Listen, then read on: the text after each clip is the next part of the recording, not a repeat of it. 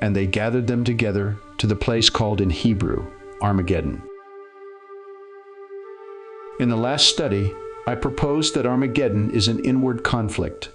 This is based on the understanding that the word Armageddon is a compound word meaning a mountain or range of hills, and rendezvous. Based on context, that which gathers is demonic spirits performing signs which come from the mouths of the dragon, beast, and false prophet. Since the dragon and beast have 7 heads, and these are 7 mountains, then the place to which the kings of the earth and whole world are gathered is into this collective entity described as the beast rising out of the sea.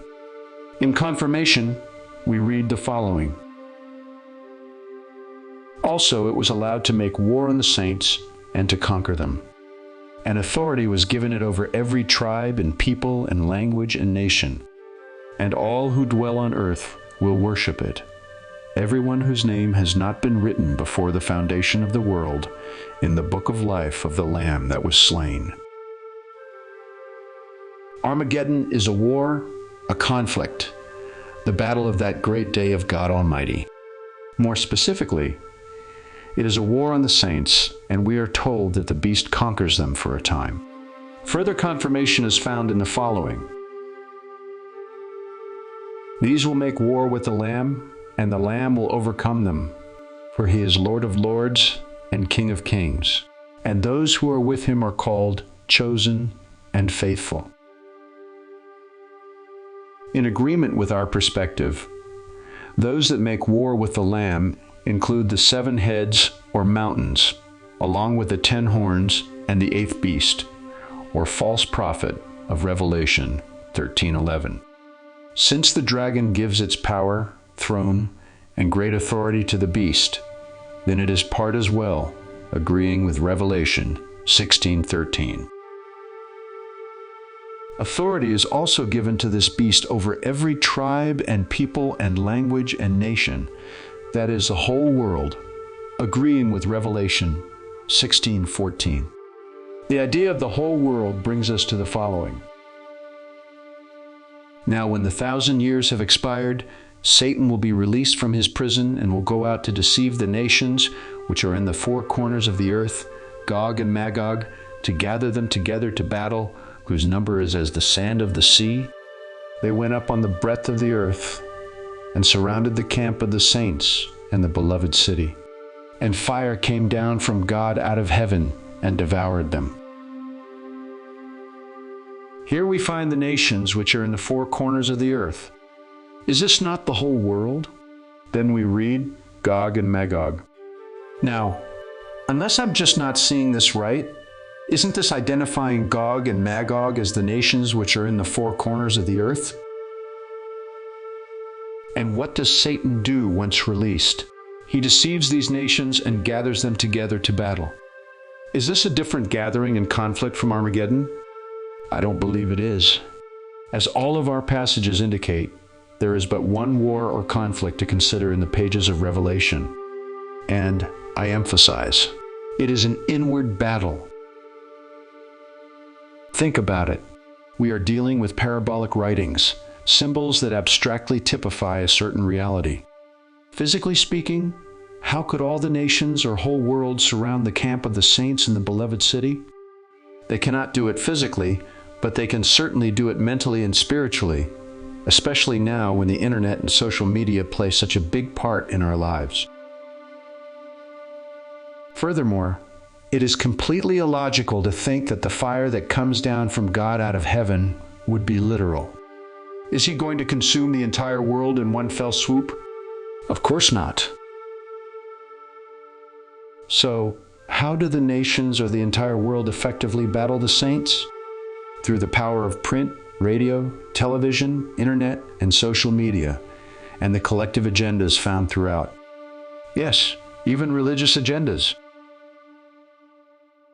Never in the world's history have we ever possessed the ability we now have for information to flow almost effortlessly across the planet.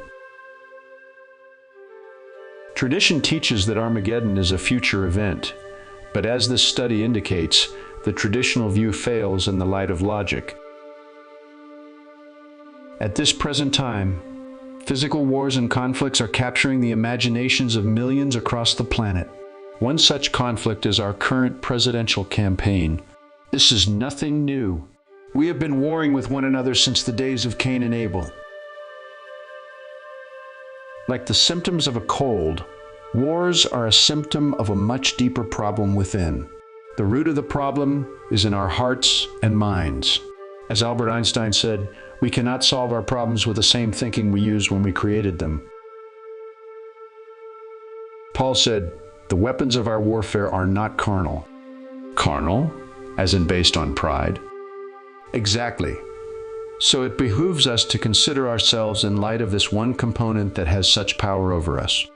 Please consider.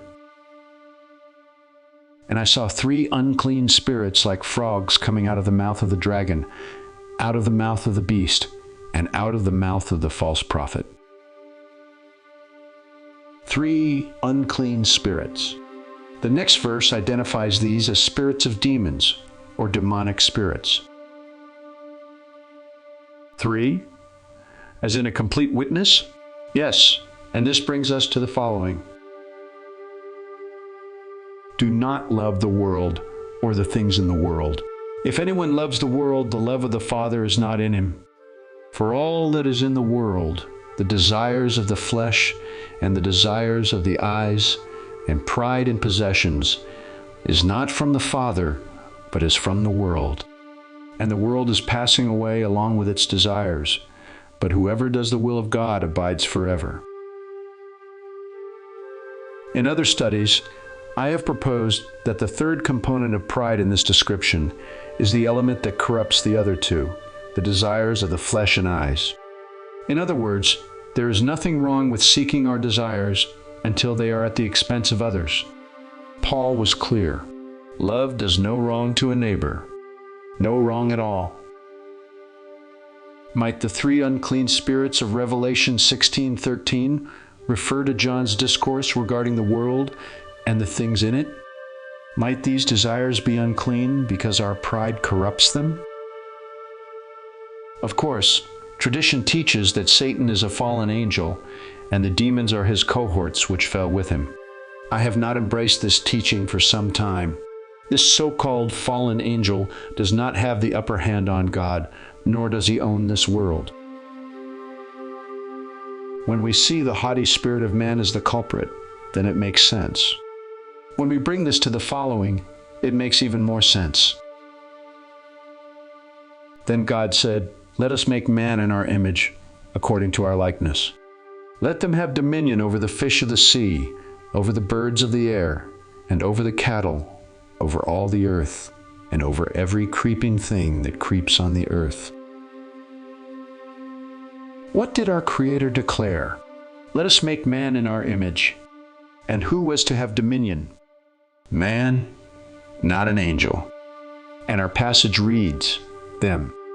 Does this speak collectively, or, as I am inclined to believe, is it speaking of the 2 Adams of 1 Corinthians 15:45? This being the case, the first man, Adam, has dominion in the carnal realm, while the last Adam has dominion in the spiritual realm.